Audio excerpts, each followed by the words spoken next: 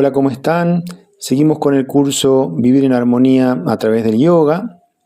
En esta primera serie de clases estamos hablando sobre la respiración funcional o saludable y dijimos que hay tres pilares importantes a considerar. El primero es la biomecánica de la respiración, el segundo la bioquímica de la respiración y el tercero la psicofisiología de la respiración. Hasta la clase anterior hablamos sobre la biomecánica de la respiración. Ahora vamos a empezar a desarrollar el tema de la bioquímica de la respiración, ¿sí? Que tiene relación al intercambio gaseoso que se da en la respiración. Entonces, lo primero que tenemos que observar es cómo es el ciclo respiratorio, cuál es el recorrido que hace el oxígeno para entrar desde el medio ambiente hacia nuestro cuerpo, oxigenar las células y cómo es que sale el dióxido de carbono. Entonces, el órgano principal de la respiración es la nariz. El aire inspirado entra por la nariz, va hacia la garganta, tráquea, bronquios, bronquíolos y llega a los alvéolos, que es la estructura pulmonar en donde se genera el intercambio gaseoso, donde el oxígeno, ¿sí?, es tomado por los capilares sanguíneos, es llevado por la sangre hacia los tejidos, luego los tejidos envían dióxido de carbono, que es el desecho de la respiración, y por la sangre se va nuevamente para ser expulsado en la expiración. Entonces, un punto central es saber que la mayor cantidad de alvéolos, esos lugares de intercambio gaseoso, está en la parte baja de los pulmones. De ahí que una respiración baja, diafragmática, completa, sea mucho más eficiente para el intercambio de oxígeno que una respiración alta o clavicular. Entonces, los capilares arteriales, ¿sí?, toman el oxígeno, pero el oxígeno no viaja disuelto en la sangre, sino que se acopla a los glóbulos rojos y a una estructura proteica de los glóbulos rojos que es la hemoglobina. La hemoglobina lleva el oxígeno como si fuera un barco en donde sube el oxígeno, es transportado por la sangre hacia los tejidos o células que requieren del oxígeno. Ahí el oxígeno va hacia la célula le da dióxido de carbono a la hemoglobina para que lo lleve de vuelta como desecho hacia la exhalación. ¿Sí? Entonces, es importante reconocer que los niveles de dióxido de carbono en sangre son importantes para que la hemoglobina pueda soltar el oxígeno, ¿sí? Se dice que el dióxido de carbono es la moneda de cambio entre la hemoglobina y el oxígeno que lo suelta hacia la célula. Es decir, que cuando hay poco nivel de dióxido de carbono en sangre, la hemoglobina tiene mucha afinidad por el oxígeno, entonces no lo suelta a las células para entregárselo como combustible, se lo lleva de regreso. Entonces, por ejemplo, cuando respiramos de más, que los niveles de dióxido de carbono en sangre bajan, la hemoglobina toma mucha afinidad por el oxígeno y no lo suelta en los tejidos, se lo lleva de regreso a los pulmones. ¿Sí? Entonces, vamos a ver que en muchos casos el respirar de más o el respirar profundo termina siendo contraproducente para el intercambio correcto de oxígeno. Entonces, vemos que hay dos gases fundamentales, oxígeno y dióxido de carbono, ¿sí? Entonces, la mayor absorción de oxígeno se da cuando la respiración es lenta, silenciosa, diafragmática y por nariz, que va hacia la parte baja de los alvéolos, y tiene que estar un tiempo prudente el aire en los pulmones para que estos puedan tomar la mayor cantidad de oxígeno posible. Pero sabemos que hay un nivel de saturación de oxígeno en sangre, que va aproximadamente entre el 95 y el 99%, es lo que medimos cuando ponemos el oxímetro, ¿sí?, para medir el porcentaje de oxígeno en sangre. Entonces, por más de que uno respire muy rápido y profundo, no va a saturar más que eso la sangre de oxígeno. Una respiración lenta, silenciosa, profunda, ya hace que la sangre transporte la mayor cantidad de oxígeno posible.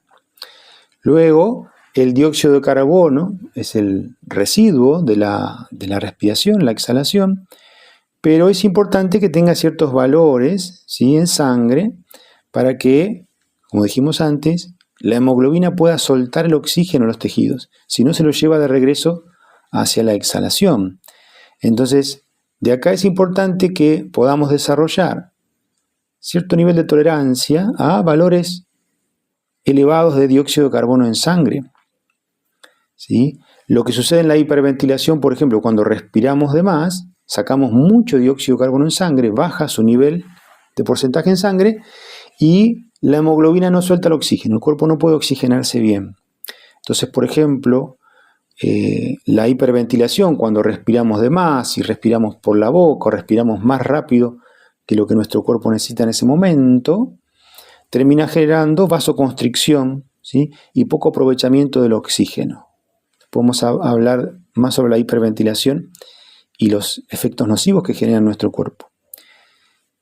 Pero hablamos ya en la clase anterior de un tercer gas que es fundamental, que es el óxido nítrico, que no está en la atmósfera, ¿sí? Y solo la respiración por nariz lo segrega. Ese gas que se segrega cuando el aire roza las paredes internas de la nariz, en los senos paranasales, y es un gas que es vasodilatador, aerodilatador, bactericida. Favorece la vasodilatación, favorece las estructuras internas de la respiración también se dilaten, y es una medida protectora para virus y bacterias que pueden ingresar en el aire que respiramos. De la importancia de respirar por nariz.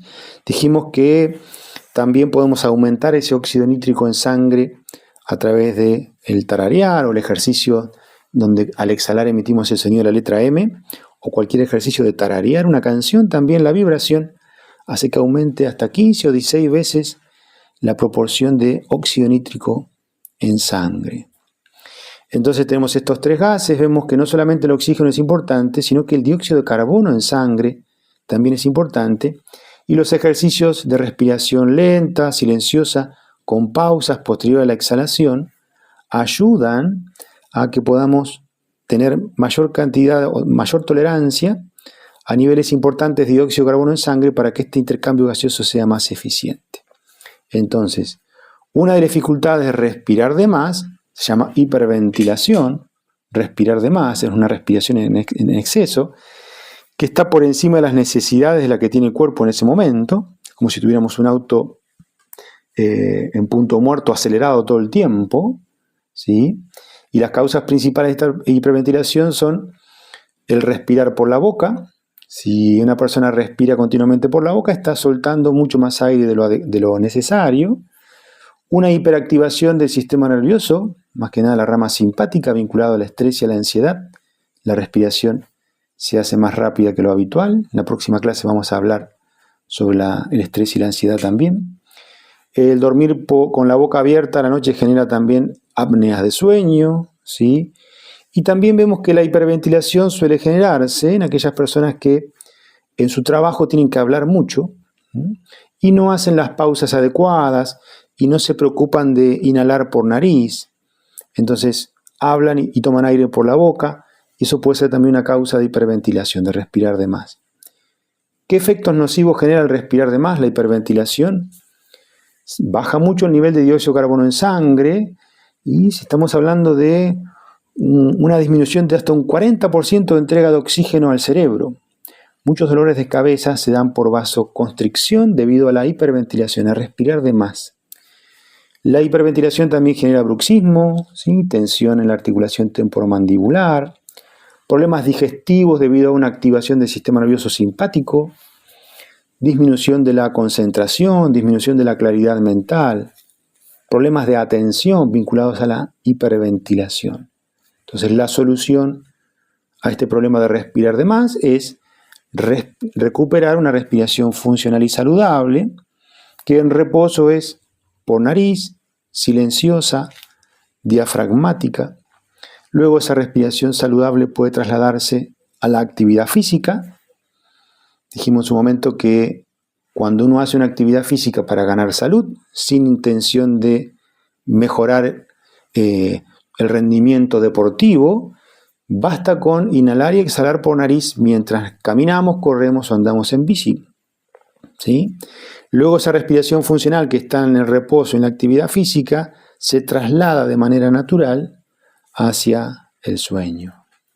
Entonces en la clase que viene vamos a hablar sobre la psicofisiología de la respiración. Vamos a hablar de cómo el sistema nervioso regula la respiración, de cómo también la respiración puede afectar el estado del sistema nervioso.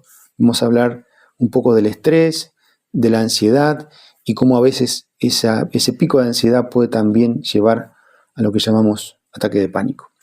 Nos vemos en la siguiente clase.